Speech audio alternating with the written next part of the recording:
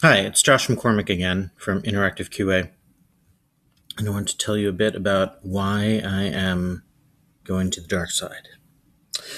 Well, let me give you a little bit of a prelude first. Um, I've been involved in web development um, a lot from the technical side since the mid 90s.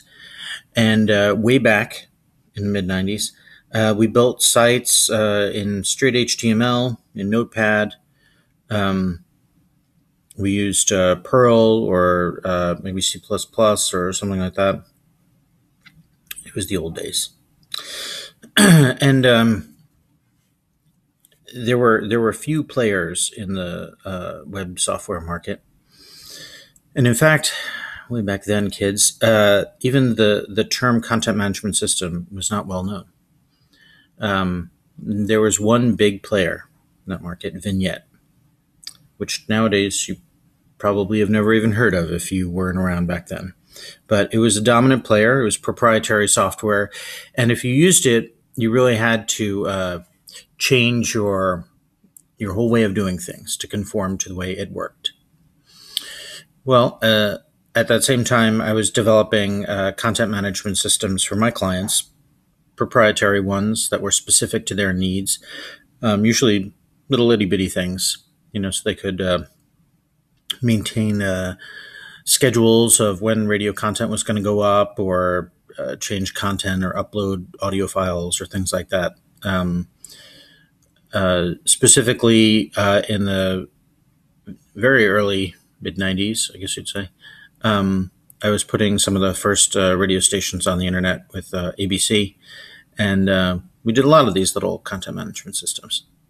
Well, anyway, as you know, as time progressed, more and more programming and scripting languages came along, and more software came along, and more content management systems came along, to where we are today, to where there are a whole bunch of them. They're open source, so you can use them for free.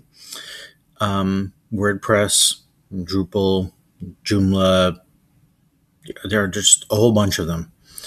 Well, when I started my company 9 years ago, we did Drupal development.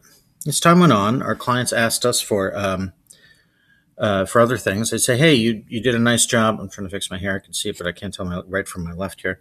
You did a nice job on that one project that we had with Drupal. Do you guys know this? Do you guys know that? So, we got involved with other sorts of stuff. We did a lot of, like I said, WordPress. We did movable type. We did SharePoint, Java.net, all sorts of stuff. We even did some Joomla. So a lot of different systems, but in general, we sort of specialized in building complex sites that had lots of functionality, not just pure content plays, not a magazine or a brochure or something like that. Well, time moves on, and we continue to do a lot of those complex sites that really require some development, and oftentimes we turn to Drupal to make those. We do still use some other things when warranted or when requested by the client. But here comes the turn to the dark side. What do I mean by that? You would think somebody who has made their business on building software and using these really industrial-powered content management systems would avoid the sort of site-in-a-box solutions like the plague. And if this were years ago and they were GeoCities or things like that, I would heartily agree with you. But things have changed quite a bit in many ways. Now there are sites like Shopify, and there are other ones too, BigCommerce, and what's that big one that advertises all the time? Squarespace, that offer quite a bit out of the box for a relatively low fee. You can customize it a lot, PCI compliant, mobile ready. You often can do sales directly from them. You can blog from them. And some of them have features in them that you would have a really difficult time reproducing by hand. Plus, your technical development is essentially done. I mean, you have to work on the front end. You have to do some customization and marketing, branding, adding content, things like that. But for a site that is relatively simple, commerce, consumer-oriented commerce, not B2B, or very content-driven, it's an easy choice. Setting up WordPress or something else and customizing it, it's not always necessary. I mean, for years, we have been looking into building systems like this, pre-built, sort of system in a box, because as I like to say, some people need the Mars rover. They need a customized solution, something that's exactly the way they want it to be. But the majority of people just want a Honda.